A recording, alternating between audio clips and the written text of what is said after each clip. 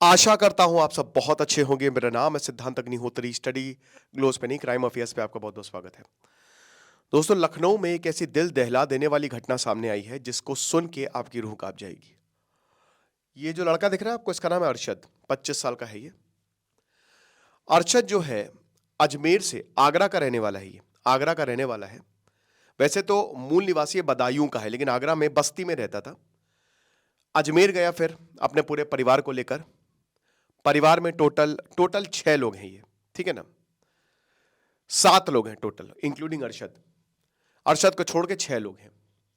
तो पिता बदर, मां अस्मा, सबसे छोटी बहन आलिया 9 साल की, फिर अक्सा 19 साल की, नहीं 16 साल की, फिर आलिशिया 19 साल की और रहीमा 18 साल की। 4 बहनें, एक मां, एक पिता और अरशद। अजमेर से ये लखनऊ आए। 28 दिसंबर को आईडी दी, 30 दिसंबर को आईडी दी। होटल शरणजीत है लखनऊ में, नाके पे। आप जैसे ही चारबाग स्टेशन के बाहर निकलेंगे, मुश्किल से 500 मीटर भी नहीं होगा, तो वहां पे ये लोग ठहरे थे। बहुत ही एवरेज सा होटल है। अब उसके बाद 31 दिसंबर कल दोनों बाहर से, पिता और बेटे दोनों बाहर से खाना लाए। खाना खाया, बढ़िया तरीके से खाना खाया। कहते हैं पिता और बेटे ने शराब भी पी। अब खाने में इन्होंने एक नशीला पदार्थ मिला दिया था, जिससे इनकी बहनें, अपने में नहीं मिलाया, उनके में मिला दिया, तो इनकी मां और इनकी 4 बहनें बेहोश हो गई। उसके बाद अरशद ने गला घोट के मार डाला। पहले गला घोटा, एक एक का गला घोटा, कलाई काटी और फिर गला काटा, और ये मर गए, पांचों मर गए। फिर जब ये मर्डर हो गया तो अरशद अपने पिता को लेके गया रेलवे स्टेशन, उसको ड्रॉप किया और वापस आया, पुलिस को अपने हवाले कर दिया। अब आज सुबह ये घटना सामने आई जब, तो भाई सब डर गए कि भाई ये क्या हुआ। पुलिस, शुरुआत में ये पता चला कि शायद अरशद जो है, अभी क्यों मर्डर किया मैं आपको बताता हूं। तो शुरुआत में पुलिस ये थ्योरी बना रही थी कि क्योंकि अरशद ने बोलने से मना कर दिया था, बोला ये मेरा निजी मामला है, लेकिन ये था कि शायद ऐसा है कि अरशद जो है, इसकी बहनें जो हैं वो कहीं ना कहीं, अरशद अपनी बहनों से खुश नहीं था। कुछ चीज़ों को लेकर अरशद ने अपनी माँ से शिकायत की, माँ नहीं मानी, और इसी गुस्से में ही जो है वो मार दिया। अब शुरुआत में ये बोला जा रहा था कि पिताजी ने भी मदद की है, एक ये भी थी कि पिता ने रोकने की कोशिश की, लेकिन जो भी हो दोस्तों, मर्डर हो गया है। लेकिन फिर अरशद का एक वीडियो मिलता है, और मरने से पहले अरशद ने जो वीडियो में बोला वो आपको डरा देगा, वो आपको परेशान भी करेगा। न्यू ईयर हर किसी के लिए एक जैसा नहीं होता। हम लोग तो मस्त थे भाई, मैंने तो मनाया नहीं, मैं तो पढ़ ही रहा था, लेकिन आराम से सो रहे थे अपने घरों में, काफी ठंड थी। लेकिन किसी के लिए, मैं बता रहा हूं ना कि हर किसी की अपनी जंग चल रही है जिंदगी में, हर इंसान अपनी जंग लड़ रहा है। अरशद अपने वीडियो में बोलता है कि हेलो, मेरा नाम अरशद है और मैं ये वीडियो बना रहा हूं, मैं चाहता हूं ये सब आप जानें। मैंने अपनी बहनों को और अपनी मां को मार दिया है, जान से मार दिया है। क्यों मारा है? क्योंकि मेरी मौत के जिम्मेदार बस्ती वाले हैं। आगरा में जो बस्ती वाले हैं ना, वो मेरी मौत के जिम्मेदार हैं। उन्होंने ये ऐसा काम किया है, उनकी वजह से हम परेशान हैं। क्या परेशान हैं? उन्होंने हमारा घर छीना है, हमको घर से बाहर निकाला है। बस्ती में जो हमारा घर था, जो मुस्लिमों का मोहल्ला था, वो छीन लिया गया।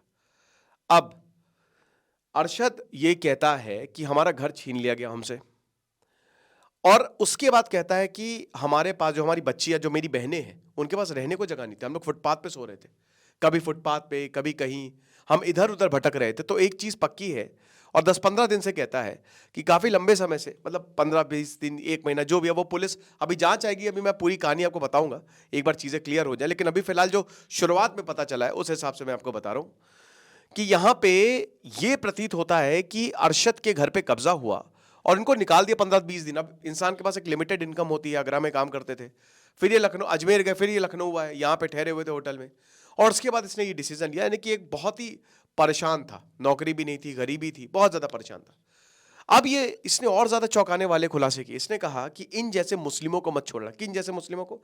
इसने नाम लिया है आफ्ताब, अहमद, हलीम, रानू, सलीम, अहमद, आरिफ, अजहर, इन सब का नाम लिया इसने। बताते हैं, इसने बताया है कि ये हम पे इन्होंने बहुत ज्यादा जुल्म किया है और हमारा घर छीना है, और ये लड़की सप्लाई करते हैं। इनका काम है, इनके भोलेपन में मत जाइए। ये लड़की सप्लाई करते हैं, इनका काम ही है, घर पे कब्जा करना इनका काम है। और होता क्या कि ये लोग मुझे और मेरे पिता को मार देते, और मारने के बाद मैंने आपको एक लेक्चर लिया था स्टडी ग्लोस पे, हैदराबाद में जो भयानक भयानक जो एक सिंडिकेट चल रहा है, बहुत डेंजरस, जो एक पूरा ऑर्गेनाइज्ड क्राइम चल रहा है, जिसमें 18 साल 22 साल 24 साल की लड़कियों का जबरदस्ती शादी करवाई जा रही है, उनको बेचा जा रहा है एक तरीके से। अरब को, शेख को, गल्फ कंट्रीज में लोग जा रहे हैं पैसे के लिए, जो उनसे बहुत बड़े हैं। तो ये बता रहा था कि ये पूरी तैयारी थी कि इनको, मेरी बहनों को भी, मुझे मारने के बाद मेरी चारों बहनों को ये बेच देता हैदराबाद में, ये लोग बेच देते। तो योगी जी बहुत अच्छा काम कर रहे हैं, बहुत बढ़िया काम कर रहे हैं, और मैं आपसे यही बोलूंगा कि इन जैसे मुस्लिमों को ना छोड़ें। उसके बाद ये भी बोलता है कि हम अपना धर्म परिवर्तन कराना चाहते थे, यानी कि जाहिर सी बात है धर्म बदलना चाहते थे और धर्म परिवर्तन कराना चाहते थे, और हमने पूरा ये डिसाइड कर लिया था कि हम अपना धर्म परिवर्तन कराएंगे। लेकिन योगी जी आप बहुत बढ़िया काम कर रहे हैं, इन जैसे लोगों को मत छोड़ना। फिलहाल अभी यही पता चला है कि ये आपसी रंजिश है, ये बस्ती वालों की वजह से हुआ है, लेकिन ऐसा कदम उठाना चाहिए था। अब दोस्तों एक बात बताइए, गरीबों की सुने तो सुने कौन? अशरफ आगे बोलता है कि हमने हर किसी से दुआ दी, हर किसी से, उल्टा हमारे ऊपर केस डाला, बोला कि हम बांग्लादेशी मुस्लिम हैं, लेकिन हम, मेरे परदादा यहां से हैं, हम पूरा प्रूव कर सकते हैं कि हम नहीं हैं, हम यहीं के ही हैं। हमने हर जगह गए, हम पुलिस गए, हम अपने कम्युनिटी के लोगों के बीच में गए, हम बड़े बड़े नेताओं के पास गए, लेकिन उसका कोई, हमको किसी ने हमारी मदद नहीं की। Nobody helped us। तो हम क्या करें? यह बात सच है। लॉ एंड ऑर्डर सिर्फ अमीरों के लिए है क्या? कहां गई राइट टू इक्वालिटी? ये जो कदम उठाया है ये बहुत ही गलत है, ये बहुत गलत है। किसी को मार दोगे आप? अरे कुछ भी कर लो, नई जिंदगी गुजर बसर कर लो, लेकिन किसी को मार दोगे? लेकिन उससे बड़ा सवाल ये है कि कुछ, जब इंसान मरता है तभी कुछ क्यों होता है, उससे पहले कुछ क्यों नहीं होता? उससे पहले क्यों नहीं? अगर पुलिस कार्रवाई कर लेती तो क्या किसी की हिम्मत होती? नहीं होती। तो ये सब पूरा समझदार, पूरा समाज, पूरा पुलिस प्रशासन, हर कोई जिम्मेदार है। ये समझना चाहिए कि आखिरकार सुनवाई क्यों नहीं हुई, अगर कोई इंसान ने ये काम किया है तो।